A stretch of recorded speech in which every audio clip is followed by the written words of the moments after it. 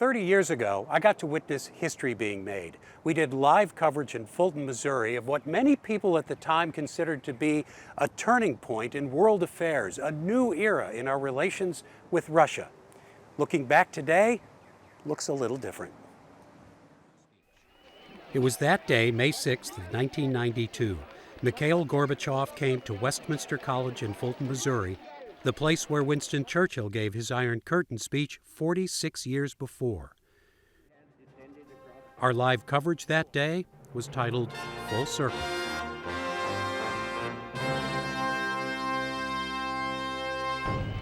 Gorbachev was the last leader of the USSR. His political, social, and economic reforms led to the fall of the Berlin Wall, and opposition at home brought about the collapse of the Soviet Union. This speech was given at the sculpture crafted from sections of the Berlin Wall. The artist was Churchill's granddaughter, Edwina Sands. His speech here was considered a fitting, symbolic end to the Cold War. It was Churchill's speech that was considered the start. And while the theme of that speech, the sinews of peace, called for an Anglo-American post-war alliance, it would later become known simply as the Iron Curtain speech. From Stettin in the Baltic to Trieste in the Adriatic, an iron curtain has descended across the continent. Behind that line lie all the capitals of the ancient states of Central and Eastern Europe. More than 46 years ago, Winston Churchill spoke in Fulton, and in my country, this speech was singled out as the formal declaration of the Cold War. Gorbachev looked back at the period immediately following World War II, when the former Allies united against Nazi Germany split, faced off, built their nuclear arsenals. He said both sides made mistakes. But for the most part, he was looking ahead, at a world more democratic, with new opportunities for greater international cooperation to tackle all kinds of global problems. In the moment, it sure seemed like things were looking up. We sure thought so at the time. We sure hoped so at the time. Washington University professor James Wirch is a Russia scholar. I mean, there's such hope, and Gorbachev is a brilliant thinker and a brilliant maker of that speech, I'd say. But on the other hand, it was very short-lived what he was saying. There's a real hope. You know, he was the guy that Margaret Thatcher said, I can do business with this man, et cetera, et cetera. I remember, too, that Gorbachev and his wife, Reza, these were people, really the first Soviet leaders that Westerners could relate to. Right. Oh, yeah. No, they were charming. Boy, he had the energy and the kind of political skills. He'd jump out of a car and talk to a crowd. You think Brezhnev could ever imagine doing that? It was just impossible as previous leaders, you know, to think of that. So he really broke a lot of molds, but he had to do it in a context that didn't change nearly as fast as he wanted it to. One of the worst of the new dangers is ecological. When Winston Churchill gave his speech here, most people on this planet did not even suspect a mortal threat from that direction. But today, global climatic shifts, the greenhouse effect, the ozone hole, acid rain, contamination of the atmosphere. So it surprised me when I looked back at that speech to see what he was talking about. And it's brilliant because these are things we can agree to work on, even if I don't like you at all. I mean, I'm going to roast too, so maybe we should get together. And so he was trying to do that, but it was already at the time, it was a very big uphill struggle, trying to get the be part of the common European community, the European family that he so much talked about. But I think he, in a sense, I think he already felt you're going to have to work very fast if you're going to have any chance of being able to show Russia that we have something to benefit by joining this community. It would be a supreme tragedy if the world, having overcome the 1946 model, were to find itself once again in a 1914 model.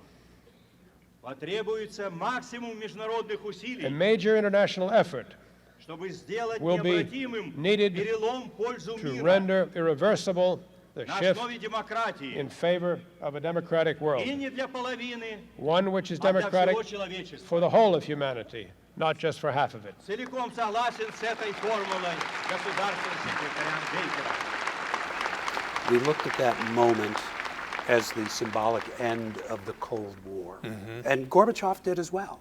Yeah. That the Cold War was behind, and he said, don't look at who won. It can't be a winner for just one side. It has to be a winner for everybody. Right. But we haven't got there. No, and I think that's where we played one of our cards really wrong. We did, it's the end of history. We have won. I mean, that was all over the hubris we had at the time. And it's hard not to feel it if you're an American citizen and say, you know, we've been fighting this for a long time. It looks like, you know, they've collapsed and we're still here, so that's a win, right?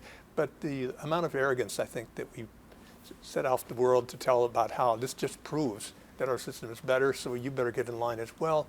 And that just grated terribly.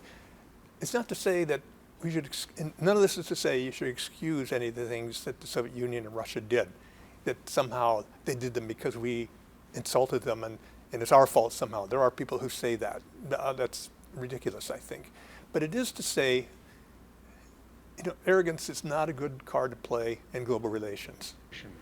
И речь идет не о каком-то очередном This is этапе, not just some ordinary stage of development каких множество в мировой like истории. many others in world history. Речь идет о переломе This is всемирно a исторического turning масштаба point и значения, on a historic and worldwide scale. о начавшейся. Gorbachev is 91 years old, a Nobel Peace Prize winner. But it appears that he did not really set something in motion, but was just a blip, an outlier in Russian history. You talked today about how Gorbachev is seen in Russia. He's not as popular as Putin. No, he's very low ratings compared to Putin. It always shocked me since I started going there. I get in long conversations with vodka and cigarettes and the Kuski stole everywhere. At the end of the night, a lot of people, including the liberals, the highly educated, say, you know, in the end, Jim, Russia needs a strong leader. We have our national narrative, other countries do too, but there is one about being forced again and again to defend themselves from external enemies and having to expel those enemies. And it goes on from there because it's not just kind of, you know, getting up off the mat and punching the next guy that comes up there, but it's about a mission that Russia has as well. This existing and intensifying integration of the world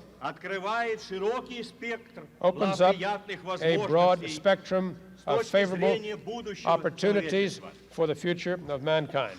I think it seemed at the time, and I think he is, one of the most important figures in the 20th century. And yet, I think people maybe 30 years younger than I am may not know who he is. Yeah, no, mostly they won't. And my Russian friends, they don't, even the liberals in a lot of ways, they don't have a use for Gorbachev. And it goes downhill from there, so you have nationalists saying, you know, he was a traitor, he gave away, destroyed the Soviet Union to hand it over to the West. And so he really has a very low reputation in Russia, but I agree, he maybe averted what could have been a catastrophe. 30 years ago, this was one stop on Gorbachev's tour of the U.S., giving speeches, raising money for his new institute. But this speech in the small Missouri college town of Fulton, where Winston Churchill had warned of an Iron Curtain, this was a powerful symbol, even if the guest of honor himself would never return to power. For Living St. Louis, I'm Jim Kircher.